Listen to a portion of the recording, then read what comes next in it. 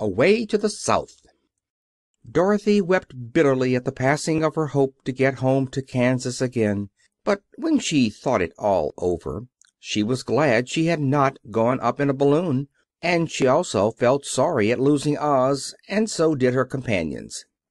The Tin Woodman came to her and said, "Truly I should be ungrateful if I failed to mourn for the man who gave me my lovely heart.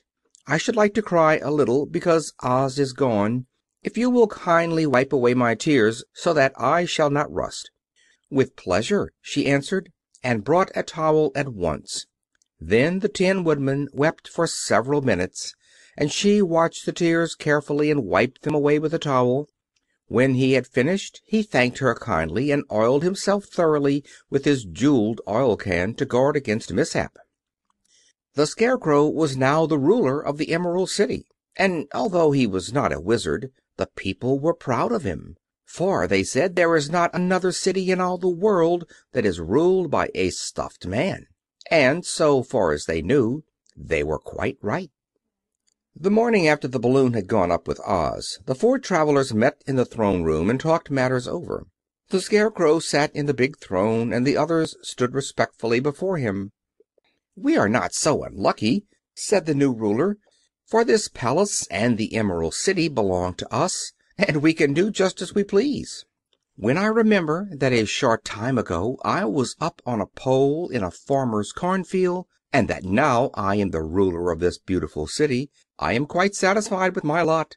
"I also," said the Tin Woodman, "am well pleased with my new heart. And really that was the only thing I wished in all the world. For my part, I am content in knowing that I am as brave as any beast that ever lived, if not braver," said the Lion modestly. "If Dorothy would only be contented to live in the Emerald City," continued the Scarecrow, "we might all be happy together." "But I don't want to live here," cried Dorothy. "I want to go to Kansas and live with Aunt Em and Uncle Henry." "Well, then, what can be done?" inquired the Woodman. The Scarecrow decided to think, and he thought so hard that the pins and needles began to stick out of his brains. Finally he said, "Why not call the Winged Monkeys and ask them to carry you over the desert?" "I never thought of that," said Dorothy joyfully.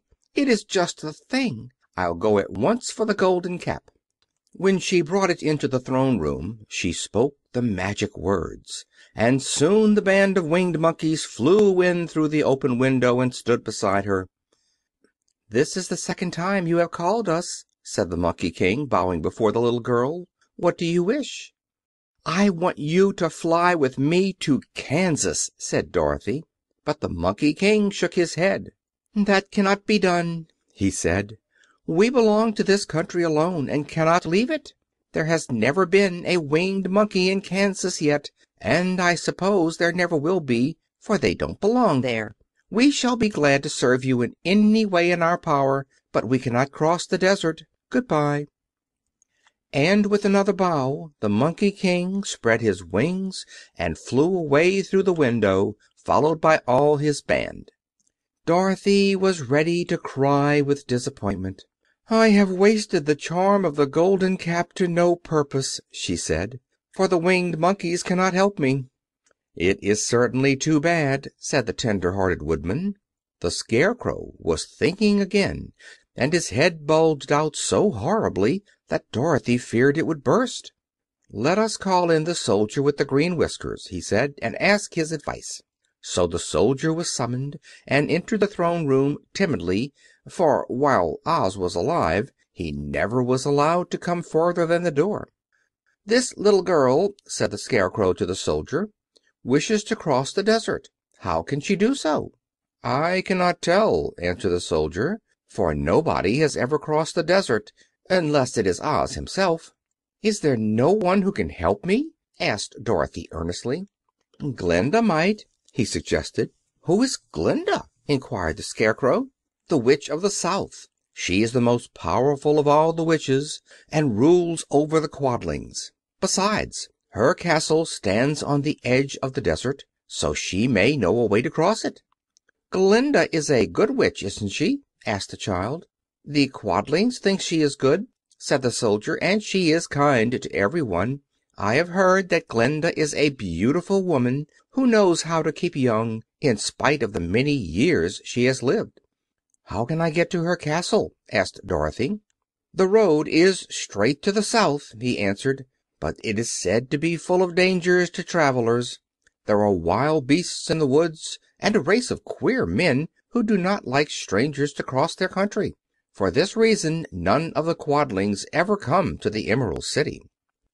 The soldier then left them, and the Scarecrow said, "It seems, in spite of dangers, that the best thing Dorothy can do is to travel to the land of the South and ask Glinda to help her. For, of course, if Dorothy stays here she will never get back to Kansas."